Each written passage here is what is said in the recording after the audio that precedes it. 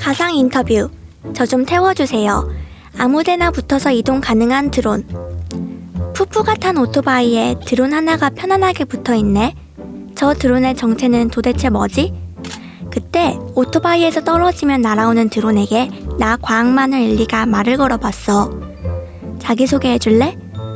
저는 공중에서 날아다니다 물속에 잠수해 수영할 수 있는 드론이에요. 40cm 길이에 무게 950g이지요. 날아다닐 땐 공중에 있는 다른 비행 물체에 붙을 수 있고 물속에서는 잠수함 등에 붙어 다닐 수 있어요. 5월 18일 중국 베이앙대학교 기계공학과 리웬 연구팀은 돌고래 같은 어류에 붙어 다니는 빨판상어를 보고 영감을 받아 물속에서뿐만 아니라 공중에서도 다른 물체에 붙어 다닐 수 있는 드론을 만들었어요. 어떻게 다른 물체에 붙을 수 있는 거야?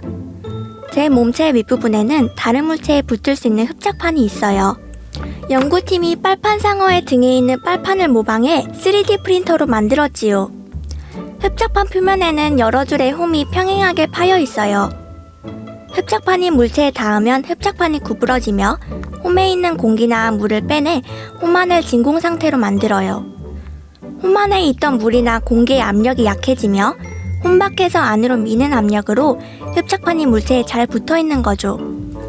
물속과 공기 중을 자유롭게 드나들 수 있다며 연구팀은 물총새가 날다가 물속으로 잠수해 어류를 잡아먹는 모습을 보고 아이디어를 얻었어요. 물총새는 날개를 접으며 속도를 낮춰 물속에 잘 들어갈 수 있지요.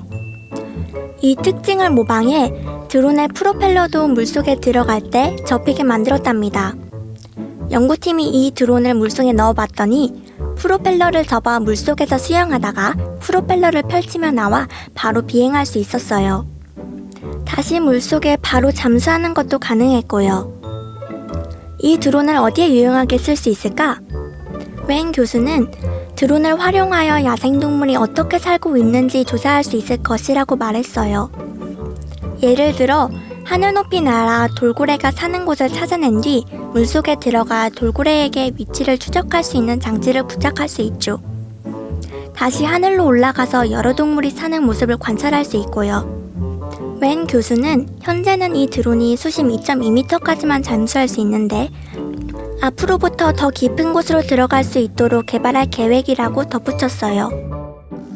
별별 우주 기네스. 우주에서 발견한 가장 멋진 기록을 모두 알려줄게요. 가장 거대한 행성을 찾아라. 밤하늘을 올려다보세요. 수많은 별이 반짝반짝 빛나고 있지요. 이 중에서 가장 큰 행성은 뭘까요? 우리가 사는 행성인 지구와 비교하면 얼마나 클까요? 이번엔 태양계와 우주에 있는 전체 중 가장 커다란 천체를 알아봐요. 우주 기네스 1. 태양계에서 가장 큰 행성, 목성. 행성은 태양과 같은 항성의 주변을 도는 천체예요. 태양계에는 우리가 사는 지구를 포함해 수성, 금성, 화성, 목성, 토성, 천왕성, 해왕성까지 모두 8개의 행성과 단 하나의 항성인 태양이 있지요. 이 중에서 가장 큰 행성은 바로 목성이에요. 태양에서 5번째로 가까운 행성인 목성은 오로지 기체로만 이뤄진 가스형 행성이에요. 목성의 지름은 약 14만 2984km로 지구의 지름인 12,756km보다 약 11배 커요.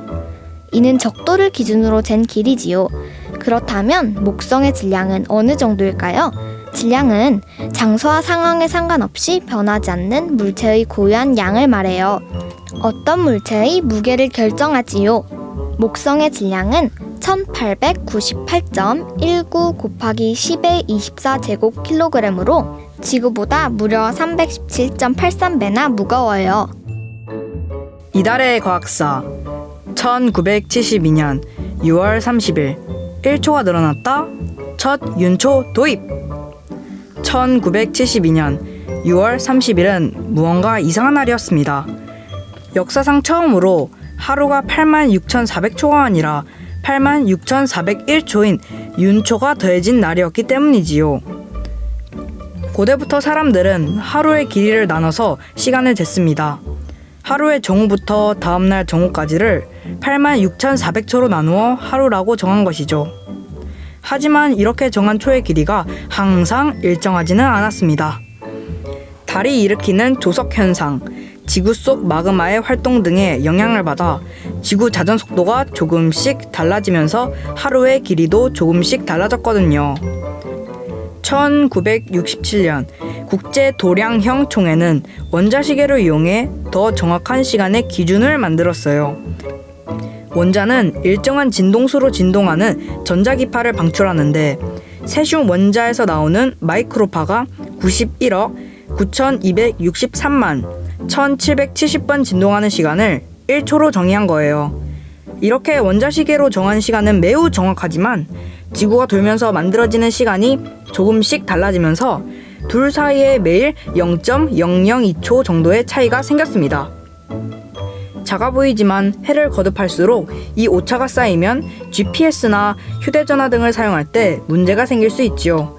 결국 이렇게 발생하는 오차가 0.9초 이상 쌓이면 밤 11시 59분 59초 뒤에 1초를 더해 오차를 줄이기로 했습니다. 이때 넣는 1초가 바로 윤초인 겁니다. 1972년 첫 윤초가 도입된 이후로 지금까지 27초의 윤초가 생겼습니다. 정밀한 시간이 생명인 금융, 항공 등의 분야에서는 윤초가 생기면 그때그때 1초를 더해주는 식으로 컴퓨터 시스템을 수정해야 하는데 이 과정이 복잡하고 돈도 많이 듭니다. 그래서 실생활에서는 1초의 오차가 큰 영향을 미치지 않으니 윤초를 폐지하자는 주장도 나오고 있습니다. 지난 2015년 열린 세계전파통신회의 결과 우선 2023년까지는 윤초 시스템이 그대로 쓰일 예정이랍니다. 그래프 뉴스. 아, 들켰다. 우주에서 소방귀가 보인다고? 소들이 낀 방귀를 저 멀리 우주에서도 포착할 수 있게 됐어요. 소의 방귀 속 메탄가스를 관측할 수 있는 인공위성 덕분이지요. 캐나다 우주 기업인 GHG셋은 소가 내뿜는 메탄가스를 인공위성으로 관측하는 데 성공했다고 지난 2월 발표했어요. 소가 방귀를 뀌거나 트림을 할 때 나오는 메탄가스는 이산화탄소처럼 지구온난화를 일으키는 대표적인 온실가스이지요. 국제연합식량농업기구에 따르면 전 세계에서 발생하는 온실가스 중 10%가 소를 키우는 농장에서 배출될 정도예요. GHG셋은 인공위성 세대를 이용해 미국 캘리포니아주 호아킨 밸리에 있는 한 농장의 소들이 1시간 동안 얼마나 많은 메탄가스를 배출하는지 측정했어요.